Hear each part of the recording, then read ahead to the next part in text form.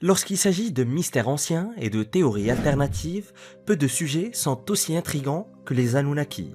L'histoire de ces créatures mystérieuses est complexe et s'accompagne de nombreuses théories et interprétations différentes qui vont des plus logiques aux plus farfelues.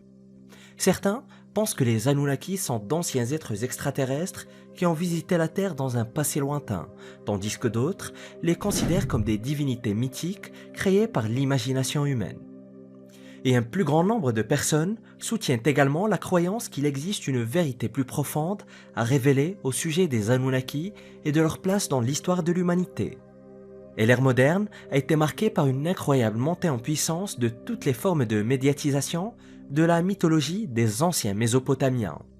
Et les écrits d'un certain nombre de chercheurs, parfois labellisés pseudo-scientifiques, et qui proposent des liens entre plusieurs mythes sumériens et la théorie selon laquelle la race humaine a été conçue ou créée par un groupe d'êtres extraterrestres, alimentent également ces tendances croissantes. Les origines et l'identité des Anunnaki restent l'objet de nombreux débats et spéculations. Mais commençons d'abord par le commencement. Leur histoire nous ramène à l'une des premières civilisations avancées, si ce n'est la première et aussi l'une des plus fascinantes, à savoir les Mésopotamiens. Saviez-vous qu'ils ont créé un calendrier basé sur les cycles lunaires, la roue, le verre et le voilier? Ils sont la première société à utiliser des canaux, à créer des cartes de leur ville et de leur terre, à inventer et à se servir du maquillage et des bijoux avant même les Égyptiens et même créer de la bière avec plus de 500 recettes différentes. Et certains historiens vont même jusqu'à penser qu'ils ont parlé la première langue de manière générale et plus important encore qu'ils ont laissé les premières traces écrites. Mais selon les Sumériens eux-mêmes, tout ce qu'ils ont possédé comme technologie et développement provenait de ces créatures, les Anunnaki. Avant même les dieux grecs et égyptiens, il y avait ceux des habitants de la Mésopotamie.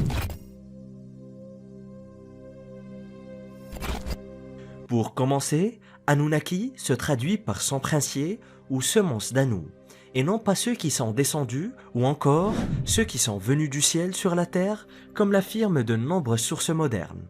Les Anunnaki sont les divinités sumériennes de l'ancien temps primordial, un panthéon de dieux qui étaient les enfants du dieu du ciel Anu et de sa sœur Ki. Et il est très important de noter que certains chercheurs se sont rendus compte que les Anunnaki devraient plutôt être considérés comme des demi-dieux ou des êtres semi-divins. Apparemment, la sœur d'Anu, Ki, n'était pas considérée à l'origine comme une divinité et ne s'est vue attribuer le statut de déesse que bien plus tard dans l'histoire du mythe. Selon les anciens Sumériens, il s'agissait d'un groupe de divinités qui vivaient sur Nibiru, une planète qui se trouve supposément au-delà de l'orbite de Pluton, parfois même associée à la planète Jupiter. Il s'agissait de divinités célestes et selon les mythes babyloniens, il y avait 300 Anunnaki gardiens des cieux et 300 Anunnaki gardiens du monde souterrain. Et pour les Babyloniens, Nibiru était le corps céleste associé au dieu Marduk.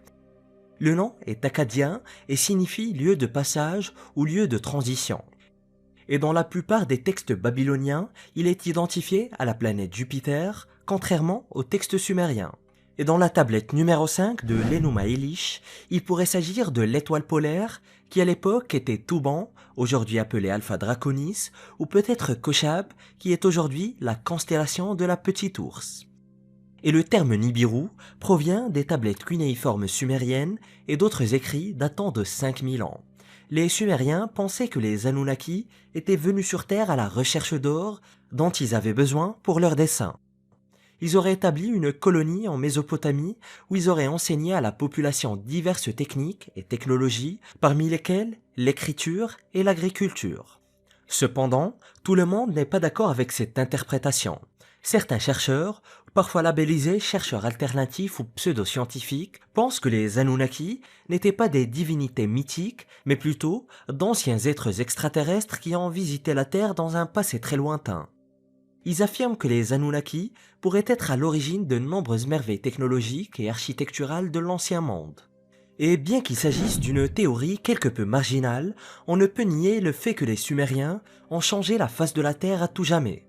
Et l'ampleur des progrès et des changements qui ont pris cours en un laps de temps très réduit semble tout simplement miraculeux. et le fondement des futures avancées mésopotamiennes en matière de progrès scientifique et technologique ont été posées par les Sumériens qui ont été les premiers à explorer la pratique de l'hypothèse scientifique, à s'engager dans l'innovation technologique, à créer l'écriture, à développer les mathématiques, l'astronomie, l'astrologie et même à façonner le concept de temps lui-même. Et voici quelques-unes des inventions les plus importantes des Sumériens. La roue, la voile, l'écriture, l'arc en encorbellement, les outils d'irrigation et d'agriculture, les villes, les cartes, les mathématiques, le temps et les horloges, l'astronomie et l'astrologie, les médicaments et la chirurgie. Mais l'un des points les plus controversés reste la théorie selon laquelle les Anunnaki ont très probablement contribué à façonner l'évolution humaine par le biais du génie génétique ou d'une intervention directe. Mais aussi déroutant que cela puisse paraître, ces théories viennent des récits des Mésopotamiens eux-mêmes. Il est évident qu'ils n'avaient pas de terme technique pour désigner le génie génétique, mais ils ont décrit les processus impliqués. Les procédures décrites dans les textes de Mésopotamie, principalement dans le texte sumérien Enki et Ninma et le texte babylonien Atrahasis. Et ils décrivent clairement une fécondation artificielle, en tout cas selon les partisans de ces théories. Les traductions les plus anciennes montrent clairement que lorsque les Anunnaki créent les travailleurs, une sorte de créature humaine est déjà présente. Samuel N. Kramer, par exemple, traduit le vers principal du poème comme suit. « Mère, la créature dont tu as prononcé le nom existe. Attache-lui la volonté des dieux. » Cela indiquerait clairement que pour obtenir la créature qui devait travailler à la place de l'Anunna, la base existait déjà et qu'il suffisait de la modifier. Et d'après d'autres textes, nous savons qu'il s'agissait d'argile, et nous savons aujourd'hui que l'argile montmorillonite est un puissant catalyseur des processus biologiques. Mais malgré les nombreuses affirmations concernant les Anunnaki, il n'existe pratiquement aucune preuve scientifique à l'appui de ces théories. La plupart des historiens et des chercheurs rejettent généralement toutes ces idées sur les Anunnaki, affirmant qu'ils n'étaient rien de plus qu'un mythe ou une histoire fantastique créée par les anciens Sumériens. Cependant, le mystère et l'intrigue qui entourent ces anciennes créatures continuent d'exciter l'imagination des gens dans le monde entier. Mais l'une des affirmations les plus controversées au sujet des Anunnaki est qu'ils ont effectivement visité la Terre dans un passé lointain et qu'ils auraient interagi avec d'anciennes civilisations humaines telles que les Sumériens. Selon cette même théorie, ils seraient venus sur Terre à la recherche d'or et auraient établi une base en Mésopotamie où ils ont enseigné à la population diverses techniques et technologies et auraient été vénérés comme de véritables dieux. Les partisans de ces théories citent diverses preuves à l'appui de leurs affirmations.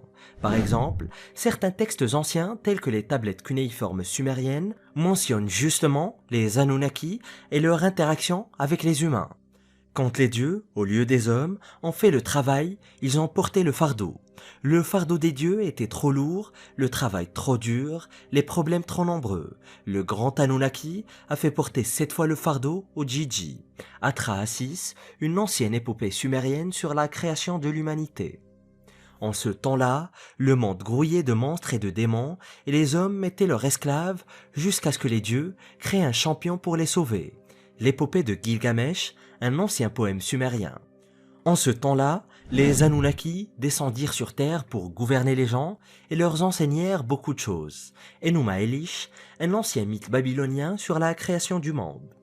Et toutes ces citations illustrent parfaitement les différentes façons dont les Anunnaki sont mentionnés dans les anciens textes sumériens et babyloniens, y compris leur participation à la création de l'humanité ainsi que leur interaction avec les civilisations anciennes.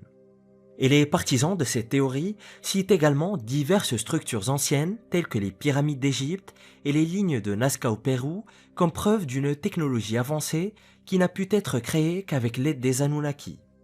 Mais la vaste majorité des chercheurs et des historiens restent très sceptiques à l'égard de ces affirmations.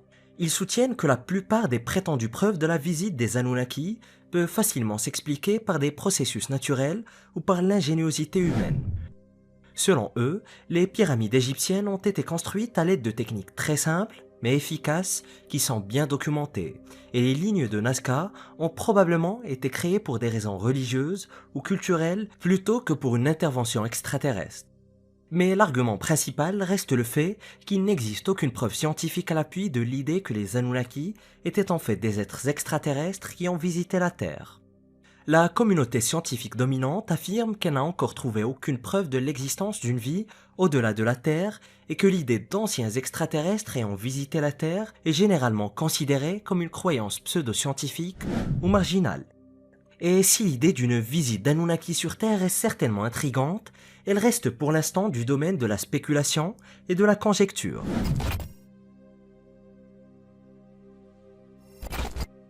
L'une des théories les plus controversées sur les Anunnaki est qu'ils auraient créé l'humanité comme une race hybride pour leur servir d'esclaves. Et nous avons déjà évoqué qu'ils auraient utilisé le génie génétique pour créer une espèce hybride suffisamment intelligente pour travailler comme esclave, mais pas assez pour défier leur autorité.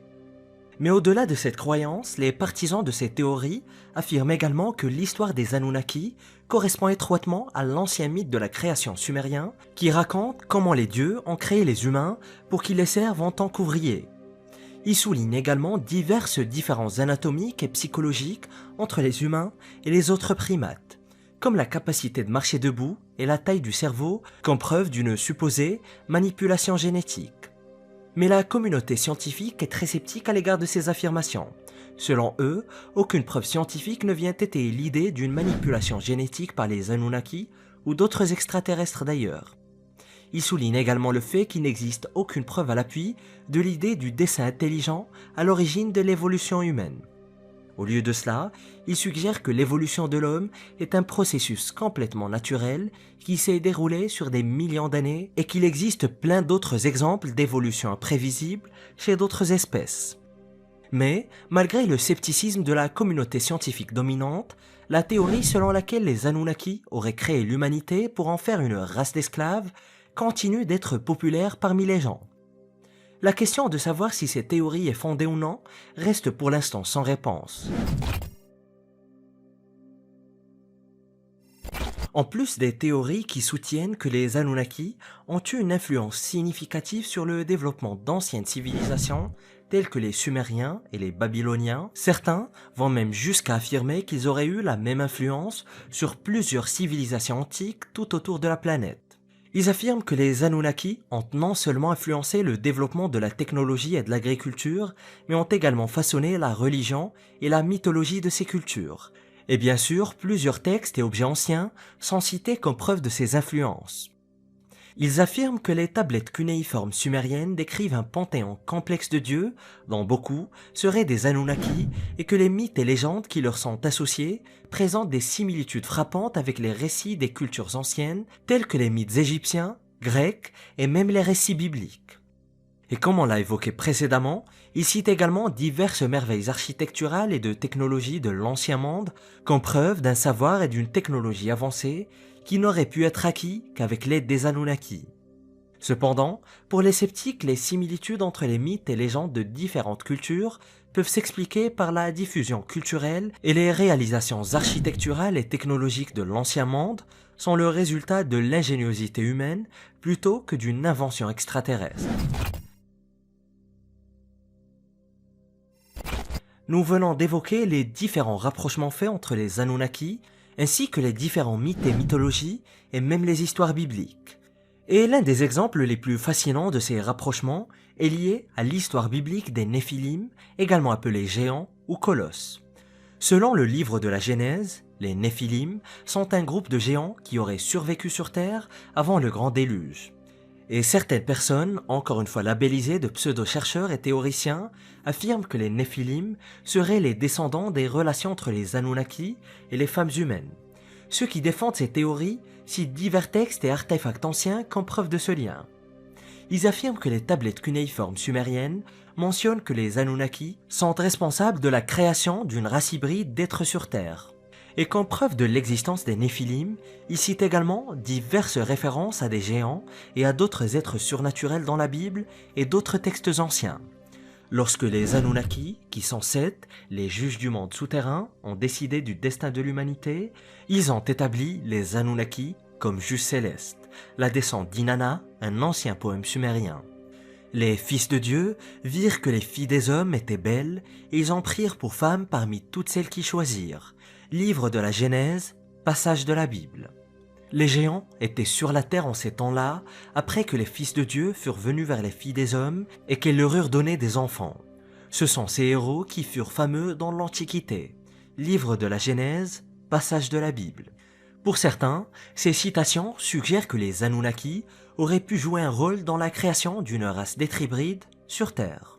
En outre, Ki est le signe sumérien pour Terre, et la consort d'Anu est parfois considérée comme la personnification de la Terre elle-même. Ceci est très similaire à la tradition biblique où les mortels ont été créés à partir de la poussière de la Terre, comme mentionné dans le livre de la Genèse. Et le concept d'un groupe d'êtres semi-divins, nés de femmes mortelles, est très proche de la tradition biblique et extra-biblique des Néphilim. Cependant, il est essentiel de garder à l'esprit que ces passages sont ouverts à l'interprétation. Et comme pour toute affirmation historique ou théorie, il est très important de les aborder avec un œil critique et d'envisager de multiples perspectives avant de tirer une quelconque conclusion.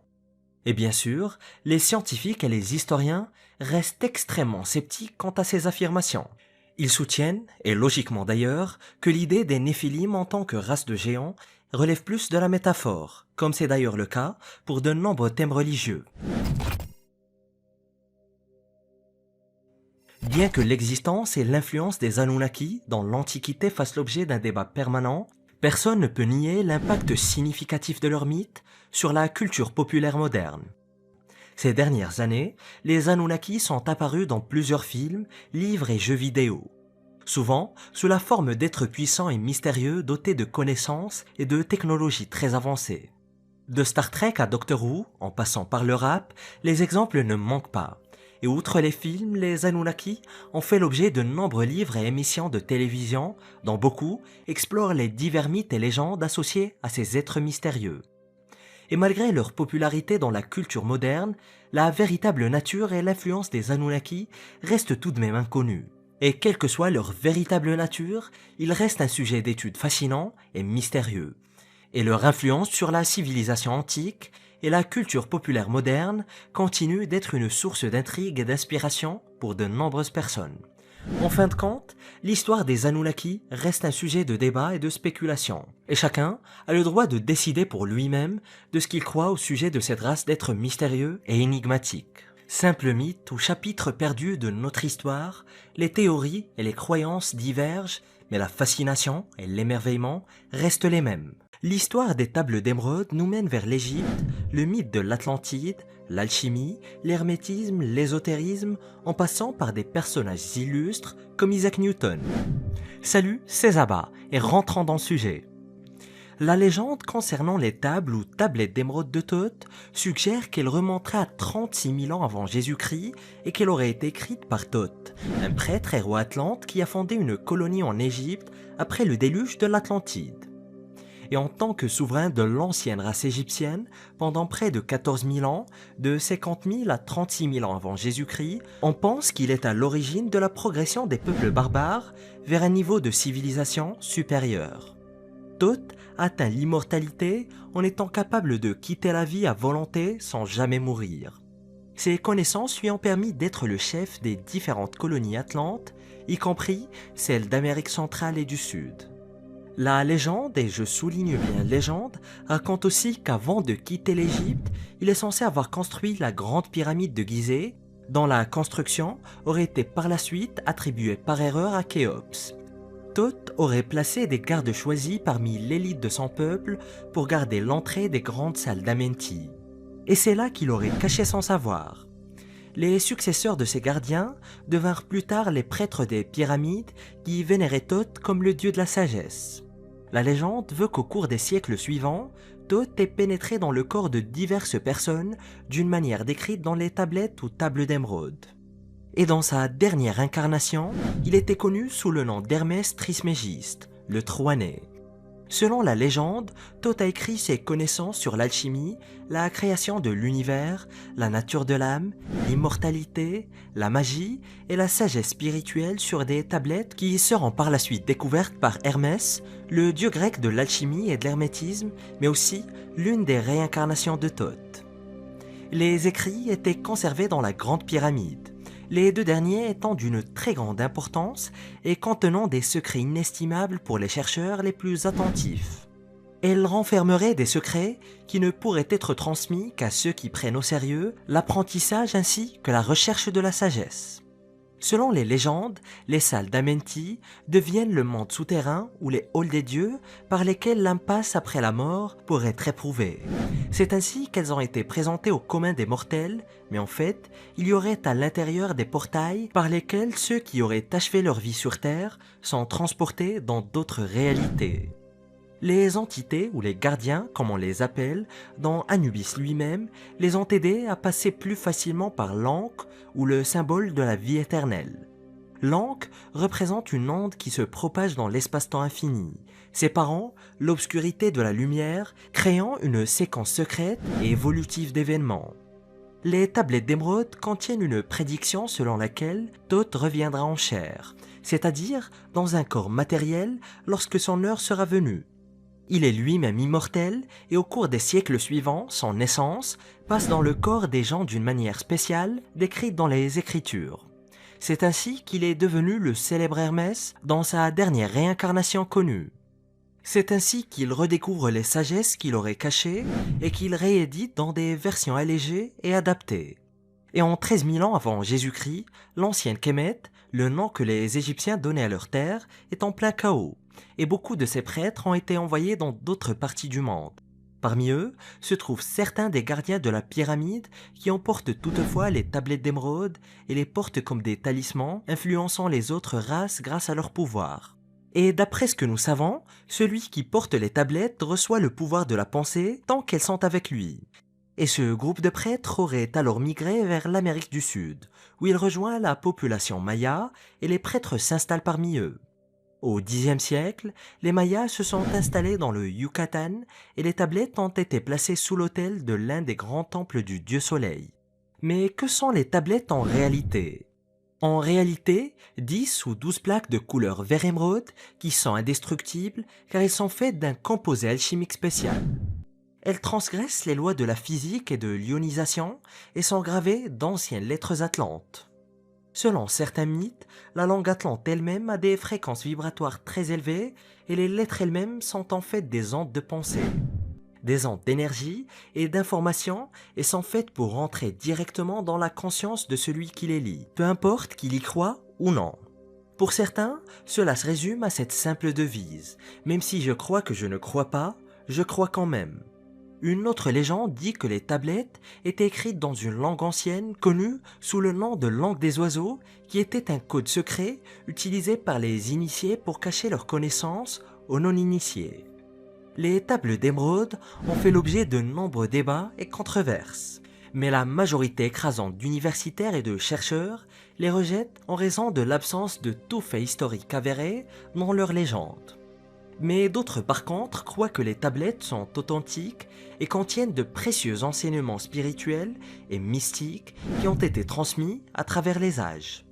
Mais elles restent néanmoins des éléments centraux des croyances des adeptes de l'hermétisme, de l'alchimie et de l'ésotérisme.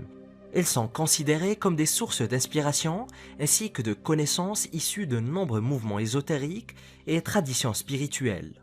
Le texte est considéré comme un classique de l'hermétisme et a influencé le développement de l'occultisme occidental.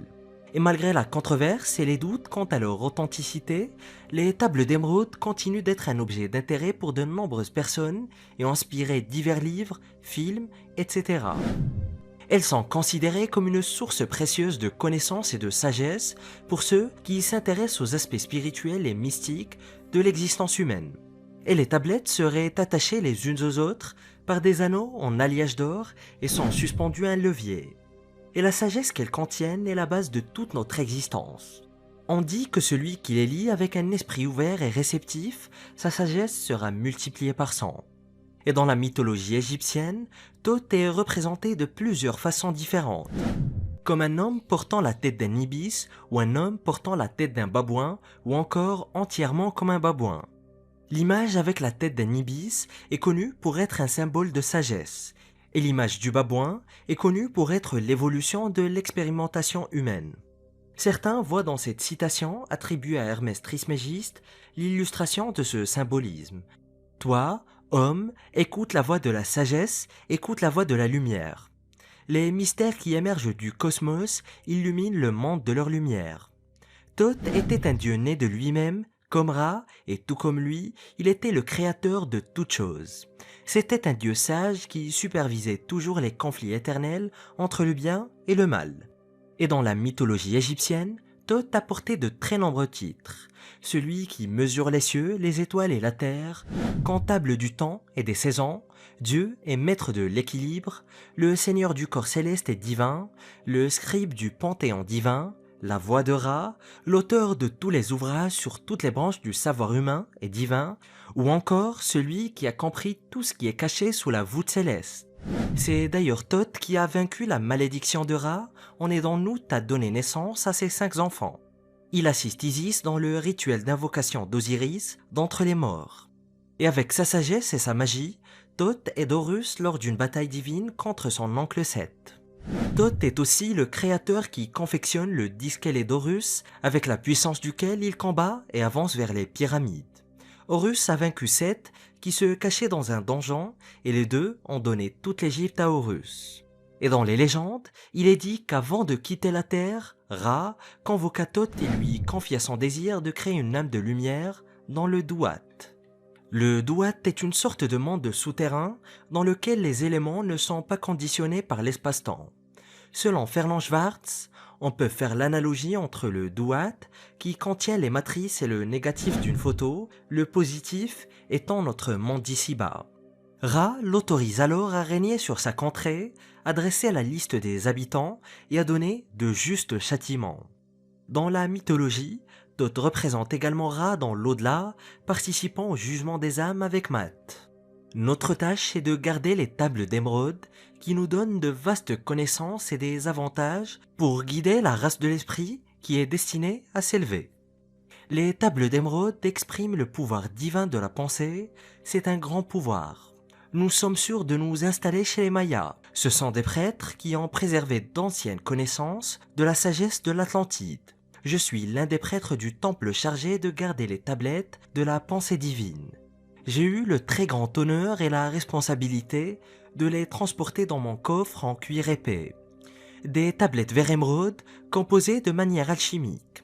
Elles ne se brisent pas, l'humidité ne les endommage pas, l'acide ne les corrode pas et elles sont éternelles. Cette citation est attribuée à l'un des supposés protecteurs des tablettes, mais encore une fois, tous les éléments de cette histoire sont mythologiques et non historiques. Mais quelles sont alors les bases historiques de cette légende? Le texte est considéré comme un classique de l'hermétisme et a influencé le développement de l'occultisme occidental. Les origines de l'alchimie occidentale remontent à l'Égypte hellénistique, plus précisément à la ville d'Alexandrie. Et si l'on considère l'histoire d'un point de vue alchimique, la situation est légèrement différente. Hermès Trismégiste est la figure la plus importante de la mythologie alchimique. Son nom combine le dieu égyptien de la sagesse Thoth et son homologue grec Hermès. L'Hermetica, prétendument écrit par Hermès Trismégiste, est largement considéré comme le fondement de la pensée et de la pratique alchimique occidentale. En outre, Hermès Trismégiste est également considéré comme l'auteur de la nouvelle version des tablettes d'émeraude puisqu'il est lui-même une réincarnation de Thoth. Il se serait réincarné pour patronner la philosophie et la médecine, puis encore pour révéler l'idée du macrocosme-microcosme, c'est-à-dire la similitude du cosmos et de l'homme. Et la légende voudrait qu'une tablette ait été trouvée dans une tombe sous la statue d'Hermès à Tyane. Le corps d'Hermès Trismégiste y aurait été retrouvé, la pierre verte inscrite étant toujours dans ses mains après la mort de l'homme. Après la chute des dieux, les tablettes hermétiques furent habilement cachées afin qu'aucun humain ne puisse les découvrir. Ce n'est qu'à son retour que Thoth réussit à extraire les mystérieux écrits. Mais il existe aussi différentes versions de la légende selon lesquelles les tablettes d'émeraude auraient été écrites par le troisième fils d'Adam et d'Ève, Seth, et qu'elles auraient été conservées dans l'Arche d'Alliance. Le plus ancien texte connu relatif à la tablette des intentions ou tablette d'émeraude se trouve dans le Kitab Sir al-Aliki, un livre sur la création secrète et l'art de la nature compilé à partir d'écrits antérieurs. Et cet ouvrage arabe du 8e siècle est attribué à Balinas en arabe ou à Apollonius de Tyane qui raconte comment il a découvert la tablette d'émeraude dans une grotte. Et étant donné que cet ouvrage est en arabe, de nombreuses personnes suggèrent que la tablette a été rédigée en arabe entre le 6e et le 8e siècle après Jésus-Christ, ce qui contredit l'idée selon laquelle le texte a été produit dans l'Antiquité. Selon Balinas, la tablette a été composée en grec, mais la tablette originale qu'il aurait possédée n'a jamais été retrouvée. Il est également suggéré que l'artefact a été détruit lors de l'incendie de la bibliothèque d'Alexandrie. Cependant, la version du texte de Balinas s'est rapidement répandue et a été largement traduite. Et au fil des ans, une autre source ancienne des tables d'émeraude est le Kitab, et je vous laisse lire la suite, c'est-à-dire livre élémentaire du fondement, attribué à l'alchimiste du 8e siècle, Jabir ibn Hayyan, connu en Europe sous le nom de Geber ou Geber. Et ce n'est qu'au XIIe siècle que les Européens auront enfin accès au texte grâce à sa traduction latine par Hugues de Santalla, un important traducteur depuis l'arabe du début du XIIe siècle qui produisit des versions latines de traités d'alchimie, d'astronomie, d'astrologie et de géomancie. Aujourd'hui, alchimie, hermétisme et occultisme riment avec des croyances marginales qui n'ont aucune fondation scientifique, mais pour plusieurs siècles, voire millénaires, dans un monde où la science n'était pas si avancée, toutes ces croyances revêtaient une toute autre importance. Pour les adeptes d'alchimie, les mots sont des portes et des clés qui mènent aux origines secrètes de notre monde. Et toutes les clés sont des manifestations matérielles qui ne sont en fait que des extensions d'un grand principe, celui de comprendre les choses telles qu'elles sont. Chaque galaxie, univers ou réalité a une structure spécifique et évolue selon certaines lois. Par exemple, la loi qui régit le mouvement des planètes est invariablement liée à la loi qui régit notre propre structure matérielle. C'est d'ailleurs l'un des grands objectifs des écoles d'occultisme ou de certaines sociétés secrètes. Révéler et transmettre ces lois et principes qui relient les mondes spirituels et matériels. La personne qui raisonne est précisément le pont entre les deux mondes, car la conscience est partout, à la fois matérielle et spirituelle. Mais alors, que contiennent exactement les tables d'émeraude? L'inscription est un recueil de sagesse ancienne datant de plusieurs milliers d'années. Elle contient un ensemble de principes qui ont été utilisés pour guider la pensée philosophique, les pratiques spirituelles et les rites magiques. Le texte court mais percutant a été étudié et interprété par des érudits et des savants de tous les pays et toutes les époques. Les tablettes d'émeraude, et comme on l'a dit précédemment, sont l'une des pierres angulaires de l'alchimie occidentale. Elles ont très certainement exercé une très grande influence sur l'alchimie du Moyen-Âge et de la Renaissance. Mais l'une des interprétations les plus intéressantes du texte est peut-être celle d'Isaac Newton. Elle a été trouvée dans ses travaux alchimiques et est aujourd'hui conservée à la bibliothèque du King's College de l'université de Cambridge. Newton est considéré comme l'un des plus grands esprits du monde. Il a découvert les fondements sur lesquels repose aujourd'hui la physique moderne. Il s'agit des 3 lois du mouvement. Cependant, nombreux sont ceux qui ne sont pas conscients de la forte attirance de la physique pour la chimie. Pour Newton, la chimie ne représente pas une démarche contraire aux lois de la mécanique, mais une pratique qui nous permet de mieux comprendre la matière pour la transformer sans verser dans le rêve fou des alchimistes de pouvoir convertir toute matière en or. Beaucoup de ses travaux concernent la philosophie, l'astronomie et les mathématiques, ainsi que son travail sur la traduction du texte mystique écrit sur les étranges tablettes. Et le texte dit ceci: « C'est vrai, sans mentir, certain est le plus vrai. Ce qui est en bas est comme ce qui est en haut, et ce qui est en haut est comme ce qui est en bas, pour faire les miracles d'une seule chose. Et comme toutes choses ont été et sont issues d'une personne par la médiation d'une personne. De même, toute chose tire son origine de cette seule chose par adaptation. Le soleil est son père, la lune sa mère, le vent l'a porté dans son ventre, la terre est sa nourrice. Le père de toute perfection dans le monde entier est ici. Sa force ou son pouvoir est entier s'il est converti en terre. Séparer la terre du feu, le subtil du grossier, doucement avec une grande industrie. Il monte de la terre vers les cieux et redescend sur la terre et reçoit la force des choses supérieures et inférieures. Par ce moyen, vous aurez la gloire du monde entier et de ce fait, toute obscurité vous échappera. Sa force est avant tout la force, car il vainc toute chose subtile et pénètre toute chose solide. Ainsi fut créé le monde. De là découlent d'admirables adaptations dans les moyens ou processus sont ici. C'est pourquoi je m'appelle Hermès Trismégiste, ayant les trois parties de la philosophie du monde entier. Ce que j'ai dit de l'opération du soleil est accompli et terminé. L'alchimiste du XIVe siècle, Ortulanus ou Ortolanus, a écrit une exégèse importante sur le secret d'Hermès qui a influencé le développement ultérieur de l'alchimie. De nombreux manuscrits de ce document relatif à la tablette d'émeraude et aux commentaires d'Ortolanus ont survécu, datant au moins du XVe siècle. Ortolanus, comme Albert Magnus avant lui, considérait la tablette comme une recette cryptée décrivant des procédés en laboratoire à l'aide de mots-clés. C'est d'ailleurs l'opinion dominante en Europe jusqu'au XVe siècle. Et au début du XVIe siècle, les travaux de Jean Trithème, un abbé bénédictin allemand, marquent pour une première fois un tournant dans l'interprétation des tablettes d'émeraude vers une approche métaphysique. Trithème identifie la chose unique d'Hermès à la monade de la philosophie pythagoricienne, c'est-à-dire l'unité parfaite qui est le principe absolu et l'anima mundi, c'est-à-dire l'âme du monde. Cette interprétation du texte hermétique a été adoptée par des alchimistes tels que John Dee, Heinrich Cornelius Agrippa et Gerhard de Dorn. Mais l'interprétation des tables d'émeraude reste tout de même une entreprise très complexe car il s'agit d'un ouvrage ésotérique. Une théorie suggère que le texte s'est développé en 7 étapes de transformation alchimique: calcination, dissolution, séparation, union, fermentation, distillation, ainsi que coagulation. Cependant, personne ne prétend connaître toute la vérité, le lecteur est donc encouragé à lire les textes et à y découvrir d'éventuelles significations cachées. Il s'agit de l'un des artefacts les plus anciens et les plus intrigants, malgré le fait que son existence n'ait jamais été prouvée.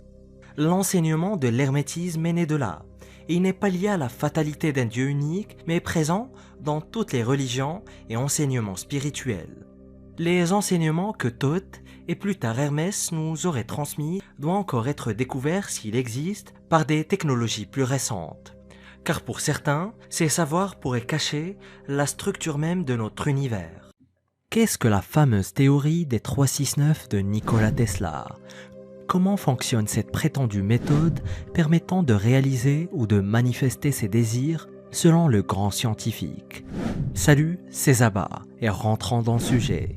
Si vous pouviez comprendre la grandeur des chiffres 3, 6 et 9, vous auriez la clé de l'univers. C'est ce qu'a déclaré Tesla aux journalistes lors de l'une de ses conférences de presse. Tesla a-t-il découvert une clé de l'univers et un moyen de réaliser ses ambitions grâce aux chiffres 3, 6 et 9 ? Ou s'agissait-il après tout d'une autre de ses idées fixes ? Mais tout d'abord, qui est Nikola Tesla ? C'est un inventeur, un physicien et un ingénieur électricien serbe-américain. Célèbre pour ses réalisations dans le domaine du courant alternatif et de l'énergie électrique. Né à Smiljan, en Autriche-Hongrie, dans l'actuelle Croatie, Tesla était un Serbe de souche qui a ensuite acquis la citoyenneté américaine. Il est souvent décrit comme le plus important scientifique et inventeur de l'ère moderne. L'homme qui a répandu la lumière sur la surface de la Terre. Il est connu pour ses diverses contributions révolutionnaires dans le domaine de l'électricité et du magnétisme à la fin du 19e et au début du 20e siècle. Les brevets et les travaux théoriques de Tesla ont constitué la base des systèmes modernes d'alimentation en courant alternatif. Et nombre de ces idées sont à la base des technologies de pointe les plus modernes: micro-ondes, radio et télévision, moteurs électriques, néons et lampes fluorescentes, radars et résonance magnétique nucléaire. Il a travaillé en Hongrie, en Allemagne, en France et aux États-Unis et a attiré l'attention du public avec ses innovations sur la dynamo et surtout sur ses principes brevetés d'alimentation en courant alternatif, qui sont d'ailleurs toujours largement utilisés aujourd'hui. Et pour ses découvertes et ses brevets, Nikola Tesla a engrangé des fortunes considérables, mais il en a utilisé une grande partie pour ses expériences. Dans les dernières années de sa vie, il a vécu dans la chambre d'hôtel numéro 3327 au 33e étage de l'hôtel New Yorker à New York, un hôtel qui est presque oublié aujourd'hui. Il y a d'ailleurs passé ses derniers jours sans le sou et endetté. On suppose que ses notes ont été saisies par le gouvernement américain et classées. Tesla était un enfant extraordinaire. On dit qu'à l'âge très précoce de 11 ans, il a découvert les techniques de respiration du yoga pranayama, qui lui permettaient d'entrer dans un état de conscience altéré et de faire l'expérience du voyage astral. Il visualisait ses inventions dans son esprit, jusque dans les moindres détails, et savait qu'elles fonctionneraient. Et bien qu'il soit un homme de science, il croyait aux miracles et aux phénomènes paranormaux tels que la télépathie, les visions et la communication avec les mondes supérieurs. Il avait des habitudes singulières comme celle de faire 3 fois le tour du bâtiment avant d'y entrer, nettoyer ses assiettes avec 18 mouchoirs en papier et ne vivre que dans des chambres d'hôtel contenant le chiffre 3 ou des chiffres divisibles par 3. Mais pourquoi Tesla agissait-il ainsi ? Était-il vraiment superstitieux ou a-t-il simplement découvert une loi qui régit l'univers ? Quelles étaient les convictions de Nikola Tesla sur la théorie des 369 ? Le scientifique était fermement convaincu que la répétition avait un pouvoir incroyable sur les cellules du cerveau, les neurones, ainsi que notre conscience et notre subconscient. Il en déduit que le fait d'écrire un désir spécifique et de le répéter un certain nombre de fois fera presque certainement en sorte que ce désir se réalise. Bien sûr, en travaillant activement à la réalisation de ce désir. Surtout s'il est répété sur la base de la théorie spéciale des nombres 3, 6 et 9. Par exemple, si une personne désire un nouveau travail ou un changement dans sa vie, elle doit écrire ce qu'elle veut en termes concrets et en croyant résolument à ce système. Un schéma de répétition est alors effectué en écrivant sur papier avec en plus un renforcement positif. La personne est censée écrire ce qu'elle veut 3 fois le matin, 6 fois l'après-midi et 9 fois le soir. Si nous suivons cette méthode tous les jours pendant un certain temps, nous aurons la possibilité de manifester le rêve pour lequel nous travaillons activement. Mais ceci n'est qu'un exemple simplifié du fonctionnement de la théorie. Car cette méthode complexe dispose de ses principes cachés et secrets de répétition et d'affirmation pour la concrétisation. Mais afin d'approfondir cette soi-disant clé de l'univers, nous devons examiner de plus près le travail de Tesla et les principes de la théorie 369. Il est largement admis que les mathématiques n'ont pas été inventées, mais seulement découvertes.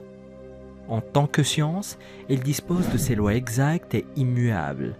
Nous acceptons que 1 plus 1 égale 2 sous n'importe quelle forme, car c'est une loi universelle. Ainsi, la loi du binaire fonctionne en doublant les nombres à partir de 1. Ce modèle suit également la biologie dans le développement des cellules et des embryons. Nos cellules se multiplient de 1 à 2, puis 4, 8, 16 et ainsi de suite. Ce qui est curieux, cependant, c'est qu'à travers ce modèle, nous ne trouvons jamais les 3 chiffres 3, 6 et 9. Cependant, si nous poursuivons la série et l'additionnons, où 16 est l'équivalent de 1 plus 6, donc 7, et 32 équivaut à 3 plus 2, donc 5, et ainsi de suite. Et après avoir formé un modèle à l'aide de cette série, nous obtiendrons une figure dans laquelle 1, 2 et 4 sont contrôlés par 3, 5 et 7. Le 8 quant à lui est contrôlé par 6, tandis que le motif entier est contrôlé par le 9. Pouvons-nous sur cette base en déduire que le chiffre 9 revêt une signification particulière ? Pour le savoir, certaines études suggèrent de doubler à nouveau le 3 pour obtenir 6. En doublant 6, nous obtenons 12, qui si nous le divisons, comme fait précédemment, en nombre simple 1 plus 2, nous donne à nouveau le 3. Ce schéma va se poursuivre sans que nous trouvions jamais un 9. Mais si on double le 9 lui-même, nous obtiendrons 18, 36, 72, etc.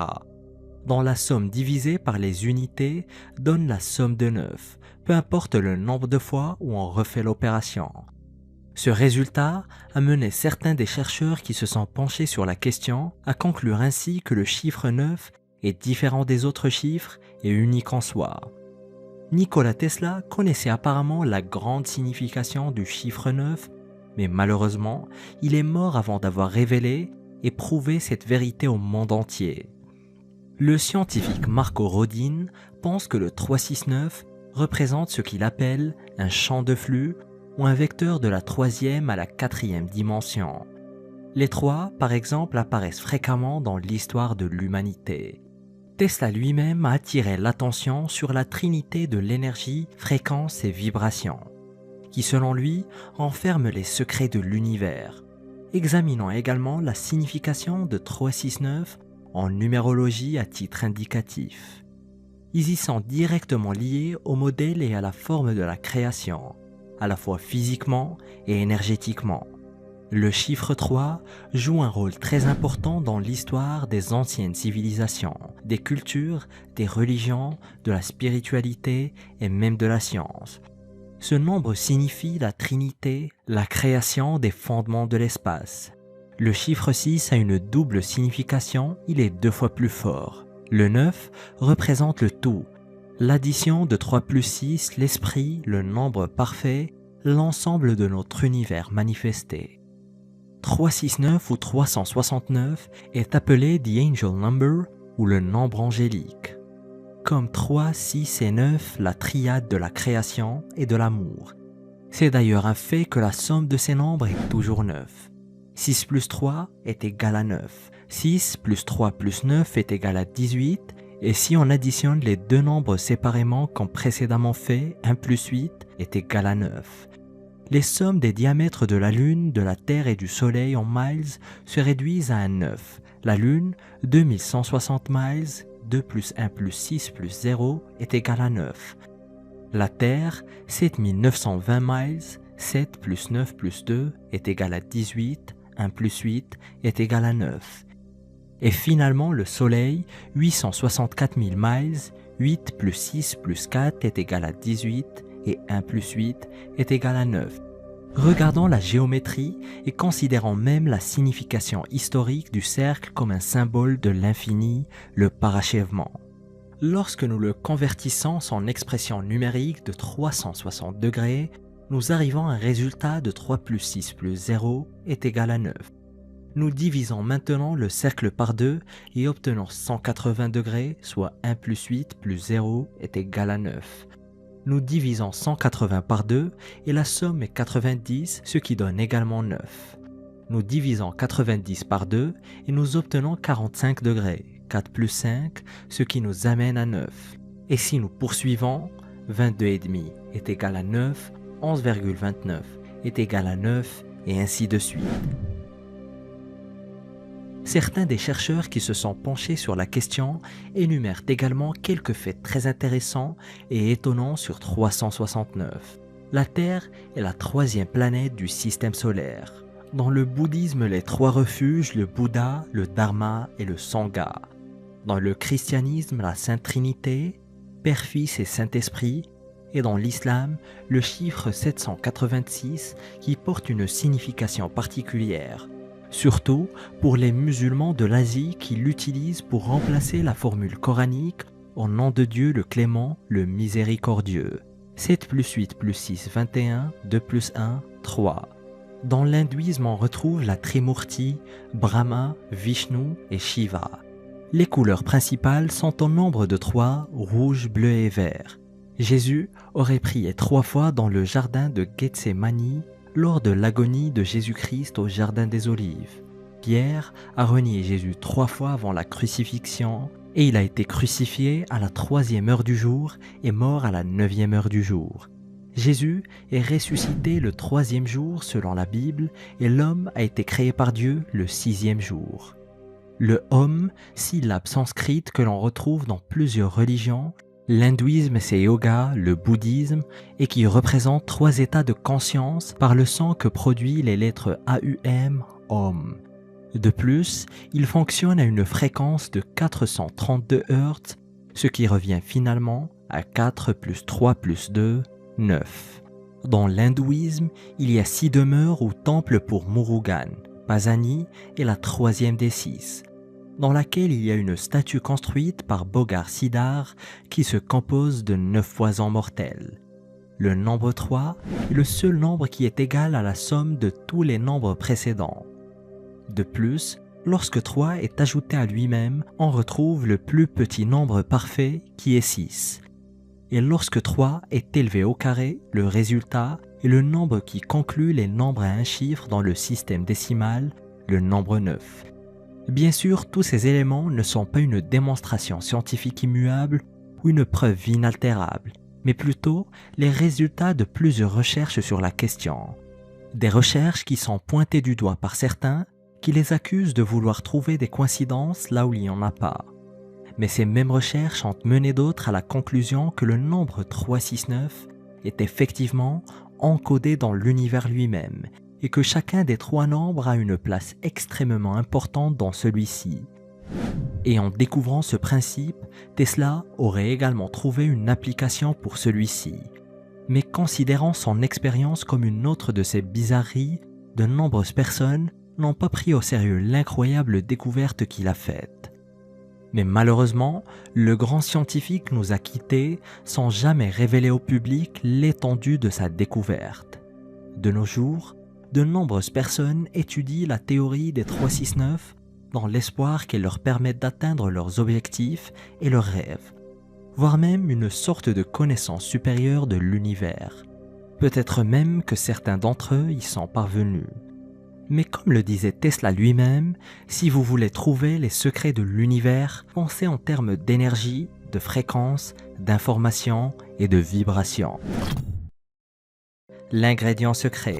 La Grande Muraille de Chine est peut-être ce qu'elle est aujourd'hui grâce à un ingrédient secret tout bonnement incroyable auquel personne ne s'attendait. Cette merveille d'ingénierie est d'ailleurs la seule structure humaine visible depuis l'espace. Et pourtant, sa construction a débuté vers 220 avant notre ère. Et si cette structure est toujours présente aujourd'hui, c'est grâce à un ingrédient inattendu et pourtant qui semble si évident pour la Chine. Loin de toute mauvaise blague ou cliché, l'ingrédient en question est du riz. Effectivement, des analyses scientifiques menées par l'université de Zhejiang sur le mortier utilisé dans la Grande Muraille de Chine ont permis d'identifier les éléments constituant le mortier qui a permis à la muraille de survivre pendant 2300 ans aux conditions climatiques les plus extrêmes et aux tremblements de terre. Un mélange très improbable et pourtant très efficace, constitué de chaux, mélangé à de l'eau et du riz gluant. Le mélange a été le premier mortier composite créé par l'homme à contenir des composés organiques et inorganiques. Intrigués par leur découverte hors du commun, les scientifiques décident alors de mener plus de tests en comparant 2 mortiers similaires en tout, sauf que l'un d'eux contenait du riz alors que l'autre non.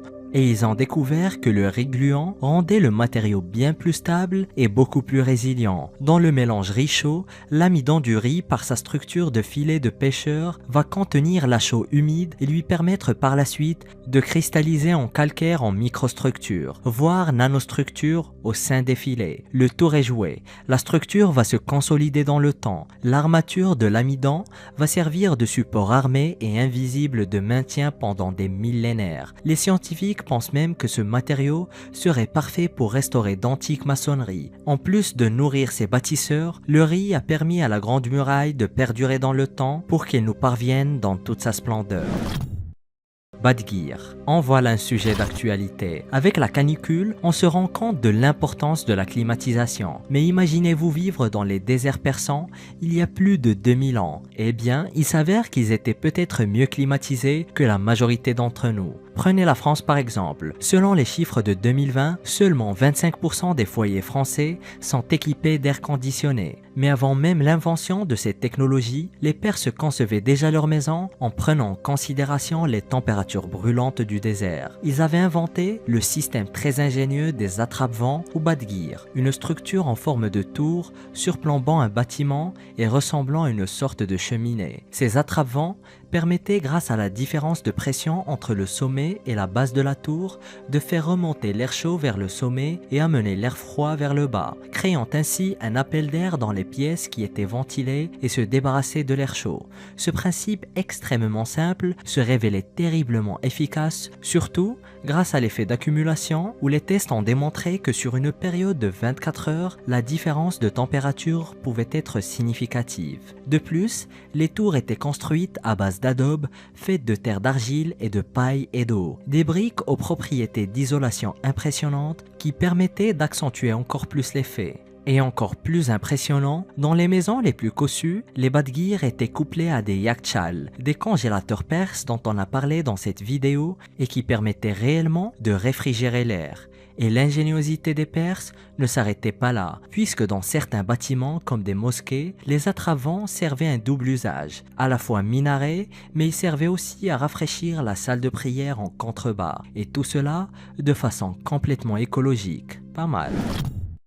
OVNI et philosophe grec. Si l'intérêt autour des aliens et des ovnis n'a vraiment pris d'ampleur qu'au XXe siècle, le concept est aussi vieux que l'humanité. C'est ainsi que l'écrivain spécialisé en sciences et en technologie, Wade Rausch, a publié un livre où il retrace ses années de recherche sur les mentions historiques d'extraterrestres. Son travail remonte jusqu'à 2500 ans, au temps de la Grèce antique. C'était le philosophe grec Anaxagore qui a en premier suggéré l'idée selon laquelle une différente race d'êtres vivants pourrait habiter la Lune, une supposition hautement controversée. Les célèbres philosophes Platon et Aristote étaient en grand désaccord et ne croyaient pas en la pluralité des mondes et considéraient la Terre comme le centre de l'univers. En réalité, la pensée du philosophe présocratique était très en avance sur son temps. Il a été le premier à suggérer que la Terre flottait au milieu d'une immensité vide. Et croyez-le ou non, c'est un autre philosophe grec, Épicure, qui a été le premier à proposer l'idée des multivers ou des mondes parallèles. Il expliquait il y a déjà 2300 ans sa pensée dans des mots qui semblent incroyablement semblables à ceux de la science moderne. Les atomes étant en nombre infini et constituant des mondes, ceux-ci ne peuvent que l'être également. Il y a un nombre infini de mondes semblables aux nôtres et un nombre infini de mondes différents. Il n'y a donc rien qui empêche l'existence d'une infinité de mondes. Et le poète et philosophe romain Lucrèce partageait la même idée, et il pensait qu'il y avait d'autres terres habitées par des tribus variées d'êtres humains ainsi que différentes races de bêtes. C'est à se demander qu'est-ce qu'ils en penseraient avec toutes les avancées scientifiques et technologiques de notre époque. Le pigment quantique. Il y a plus de 2500 ans, les Chinois inventaient un pigment si exceptionnel et si avancé qu'il continue aujourd'hui même de révéler ses secrets. Des secrets dont certains fascinent et intriguent les physiciens quantiques. Le pigment en question est un pigment artificiel appelé pourpre de Han, et les Chinois en étaient tellement fiers qu'ils l'utilisaient très abondamment. Et l'un des exemples les plus célèbres de son usage se trouve sur les soldats en terre cuite gardant la tombe du premier empereur de la dynastie Qin. On y a retrouvé les traces du pigment qui intriguent les archéologues depuis de longues années. Il s'agit du pourpre de Han qui, contrairement aux colorants analogues tirés de plantes et d'animaux pendant l'Antiquité, est d'origine purement synthétique et donc beaucoup plus résistant à la lumière. Il doit son nom à l'usage courant qui en était fait en Chine du temps de la dynastie Han. D'ailleurs, le processus de création de ce pigment hors du commun est tellement complexe et avancé qu'il n'a été redécouvert qu'en 1992. Avant cela, le savoir derrière sa fabrication était perdu pendant plus de 1800 ans. Le pourpre de Han s'obtient en chauffant à des températures très élevées, entre 850 et 1000 degrés Celsius, du sable en présence de cuivre et de barium, selon un processus étroitement lié à la technique de vernissage des céramiques. Ils avancent comme hypothèse que ce mode de fabrication a été découvert par les alchimistes taoïstes cherchant à reproduire du jade de synthèse à partir d'un verre. Mais ce n'est que le début des découvertes exceptionnelles avec ce pigment. Il s'est avéré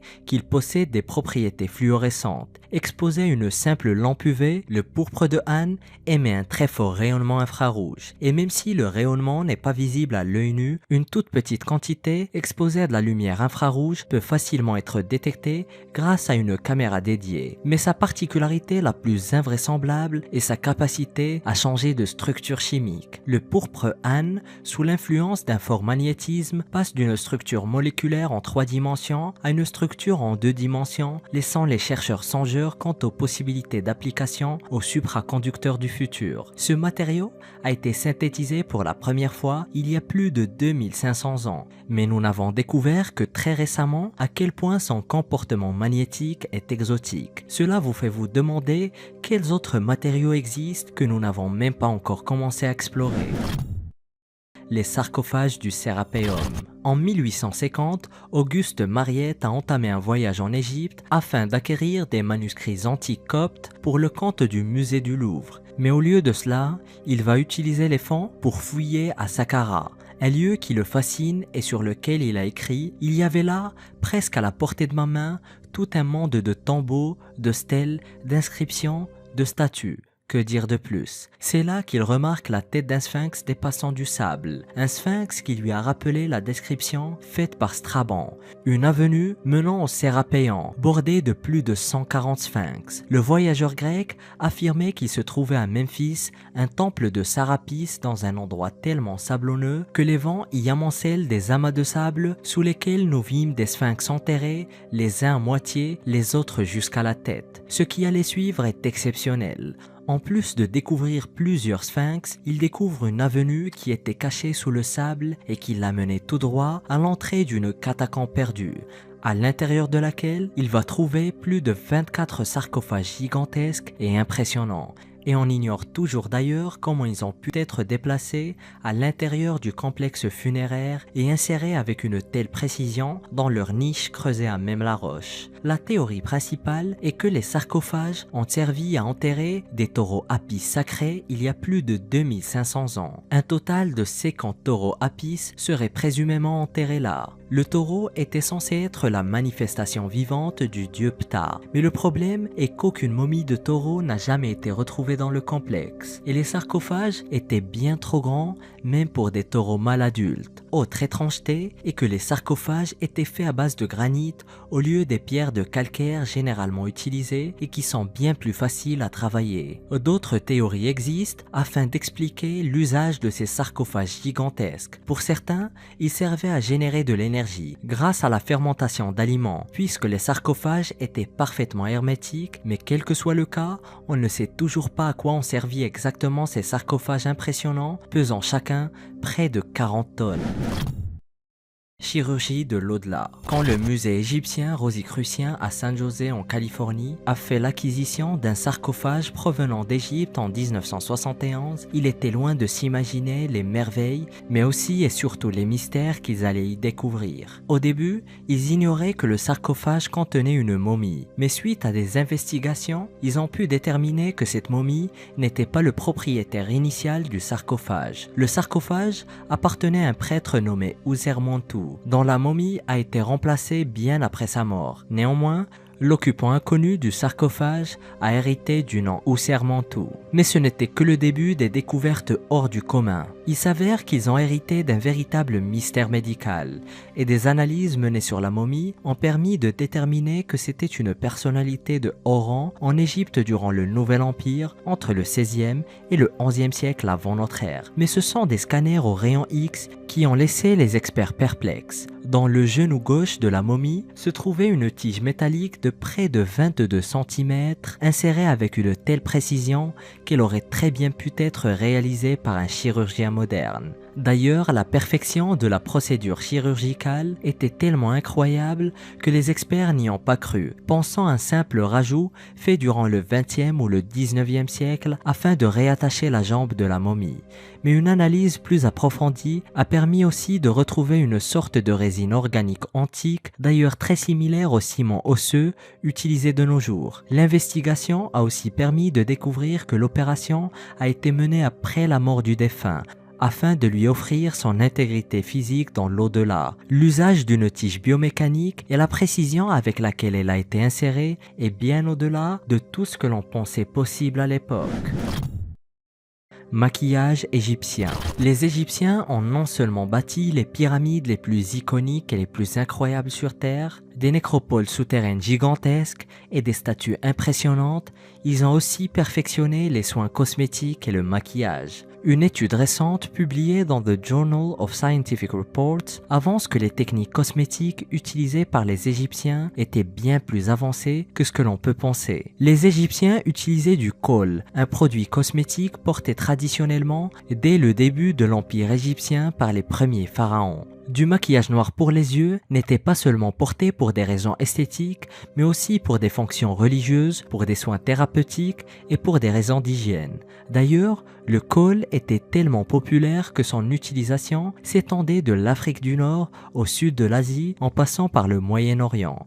Il servait à la fois de mascara pour les cils et eyeliner pour accentuer le regard. Et des chercheurs ont examiné au total 11 flacons de kohl qui étaient gardés au musée Petrie d'archéologie égyptienne à Londres. Et ce qu'ils y ont découvert était impressionnant. Des traces de 8 nouveaux minéraux dont on ignorait la présence dans la recette du kohl égyptien, parmi lesquels un ingrédient à base de silicium, mais aussi 6 nouveaux ingrédients organiques, comme des graisses d'origine animale ou bien des huiles végétales. Rajoutez cela aux différentes découvertes de véritables palettes de fards de différentes couleurs et nuances, mais aussi les parfums très élaborés qui contenaient plusieurs dizaines d'ingrédients et même les angles polis et colorés au henné, tout autant de pratiques qui prouvent la coquetterie des Égyptiens, qu'ils soient hommes ou femmes et de toute classe d'ailleurs. Mais cela prouve surtout à quel point les Égyptiens étaient avancés dans les procédés chimiques de fabrication de cosmétiques, puisque les différents ingrédients retrouvés dans la composition du kohl visaient à lui conférer de nouvelles propriétés, comme par exemple la résistance à la transpiration ou encore la facilité d'application, voire même pour favoriser son transport et sa conservation. Liber Linnaeus. Le Liber Linnaeus Zagrabiensis est un ancien texte très mystérieux, largement incompris et à l'histoire exceptionnelle. C'est le plus lent texte étrusque et le seul livre de l'un existant remontant au IIIe siècle avant Jésus-Christ. Et malheureusement, le texte s'obstine toujours à garder ses secrets, puisque la majeure partie du contenu reste incompris. Tout simplement parce que la langue étrusque n'est pas entièrement comprise. Mais en se basant sur le peu de mots connus, une vague idée du sujet a pu être déduite, et il semblerait qu'il soit un calendrier religieux qui souligne les dates les plus importantes pour les cérémonies religieuses de l'époque. Mais ce qu'il y a de plus fascinant sur ce texte est l'histoire de sa découverte. C'est en 1848 qu'un Croate achète un sarcophage à Alexandrie en Égypte comme souvenir de son périple. Surtout quand on sait que le sarcophage contenait la momie d'une femme. De retour à Zagreb, la momie est exposée au musée archéologique local. C'est là que les conservateurs du musée font la découverte exceptionnelle. C'est les pansements et les bandages en lin qui recouvraient la momie qui était entièrement recouvert d'une écriture dans une langue décrite à l'époque comme inconnue et jusqu'alors non déchiffrée. Mais le mystère de cette momie ne s'arrête pas là, puisque la langue étrusque était une langue parlée en Étrurie qui se trouve dans l'actuelle Italie, plus précisément dans la Toscane. Et encore plus mystérieux, d'après un papyrus trouvé dans le sarcophage, la femme n'était pas du tout étrusque, mais égyptienne et s'appelait Nessi-Ensou, femme de Paer-Ensou, tailleur d'un temple à Thèbes. Le mystère est donc de savoir pourquoi ont-ils eu recours à un livre étrusque afin de la recouvrir. Était-ce juste une façon de recycler un ancien livre pour en faire des bandages, ou bien il y avait une autre raison? On ne le saura sans doute jamais. Et regarde ces découvertes qui bouleversent complètement notre histoire et la réécrivent. Découvre-les en cliquant sur cette vidéo.